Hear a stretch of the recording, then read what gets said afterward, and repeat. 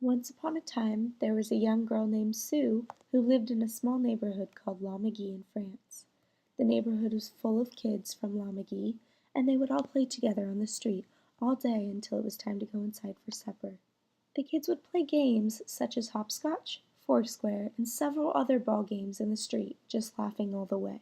Supper time was the saddest part of the day for Sue because it meant no more playtime with friends until the following day. Sue would sit in her room and play with her dolls, draw pictures on her easel, and read books in French after supper before it was bedtime. It had occurred to Sue that she really just wanted a friend to play with when supper time was over. As the winter season approached, Sue's parents asked her what she wanted for Christmas. She had never really thought of anything big for Christmas before. She had always asked for a new doll or some fresh drawing utensils. But this Christmas, Sue knew exactly what she wanted. She asked for a dog. The evening of Christmas Eve, Sue spent the entire night staring at the clock on the wall of her room, waiting for the very moment it turned 12 o'clock and Santa would come to her house. Tick-tock, tick-tock, the clock went for hours.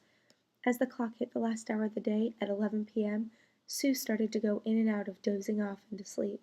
But all of a sudden, when the clock struck midnight, Sue was awakened by a huge thumping sound on the roof, right above her room. She arose from her bed to see what was the matter. She hustled over to the window to look outside. A glaze of the cold air had formed over her windows, so she decided to open them to avoid wiping the window and getting her hands cold. Sue leaned out her window and looked up towards the rooftop. She couldn't see much of anything, but she could distinctly hear the sound of some jingle bells. So Sue crawled up to the rooftop to see where all the noise was coming from. As Sue reached the rooftop, to her surprise was Santa and his 8 reindeer. Sue was so excited, but she couldn't believe her very eyes. Santa was surprised not only to find Sue awake, but standing next to him on the rooftop. Santa jumped to his surprise and said, "Oh, Sue, you're awake. Well, Merry Christmas."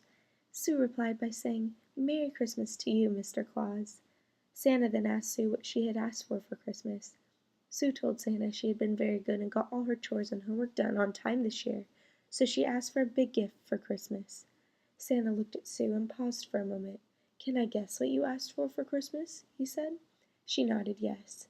"It was a donkey, huh?" Santa said while pulling a donkey out from behind him. Sue shook her head no. Santa said. "Could it have been a pig?" he said, while pulling out a little piglet from behind him. Sue shook her head no. "Well, what about an owl?" said Santa, as a wise owl hooted out from behind him. Sue shook her head again no. "Oh, yes," said Santa. "I remember. It was a rabbit."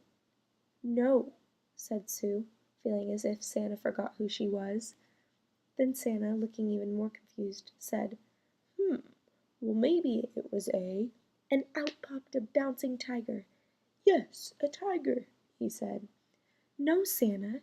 You see, you are on the right track. I asked for a pet, but not a donkey, pig, owl, rabbit, or tiger. I asked for a pet dog to play with me all day long, even after my supper time," said little Sue. Santa, looking awfully worried about Sue's pet dog, looked through his large bag of presents. After about 5 minutes passed by, Santa said to Sue, "Now okay, little Sue, I know you've been a good girl, and I don't want you to think that I would ever forget about you. So close your eyes and count to 3, and when you open your eyes, you might just find what you were asking for all along." "Okay," she said. "Now 1, 2, 3. Surprise!" said Santa and the donkey, piglet, owl, rabbit, and tiger. "These are my little helping elves, Sue. They work together to find the perfect friend for you. But they said you can only have the dog under one condition." Sue excitingly replied with, "Okay, what is it?" "You have to let us name him for you," he said. Sue immediately agreed and waited a few moments before Santa said the name. "The name for your dog is going to be Croyez. My elves were very thoughtful in choosing this name for your dog, and they want you to always think of this very night when you call his name. Is that okay with you?" he said. "Yes," said Sue. "All right. Well, it's time for you to go back to bed. Get down from here safely with your dog. Good night, little Sue.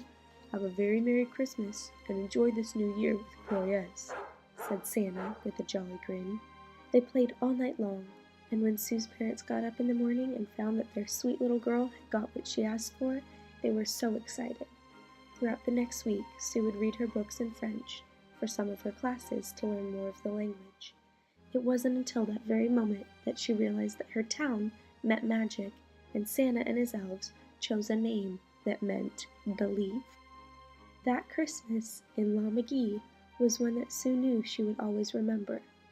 After all, it was all a lesson to believe in magic.